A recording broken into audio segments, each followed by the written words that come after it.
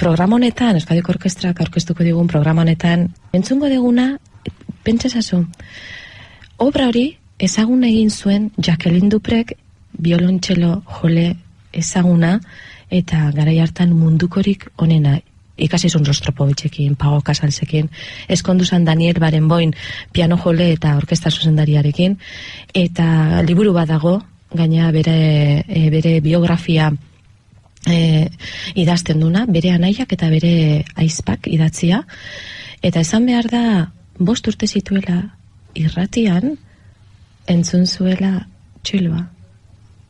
Eta enamoratuta geratu zen, eta Jacqueline Duprek egin zuen elgarren txelorako kontzertu hau, orkestak Daniel Müller-Schott alemaniarrarekin, hau izango baita txelo jolea datorren astian orkestarekin, eta Mijail Agrest, San Petersburgon jaioa, zuzendaria izango da, eta Jacquelinek obra hau da txelorako kontzertu hau oso seguna egin zuen asko jozuelako.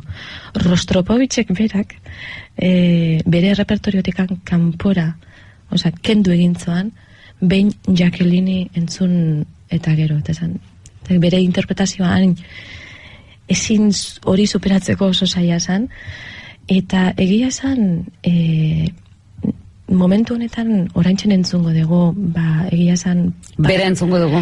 Entzungo dugun bertsoa izango da Jacqueline Dupre txeloan eta Daniel Barenboim zuzentzen Londreseko orkesta filarmonikoa. Eta egia zen, hain zuzen, esan behar da Jacqueline Dupre esklerosi anizkoitzarekin edo multiplearekin ezagunago egiten dugu esklerosis multiplea horrekin hiltzan. Eta entzungo deguna adagioa izango da, eta adagio hau esango nuke ahotsik gabeko kantu lasai badala. Egia esan, obra hau elegia hutsa da.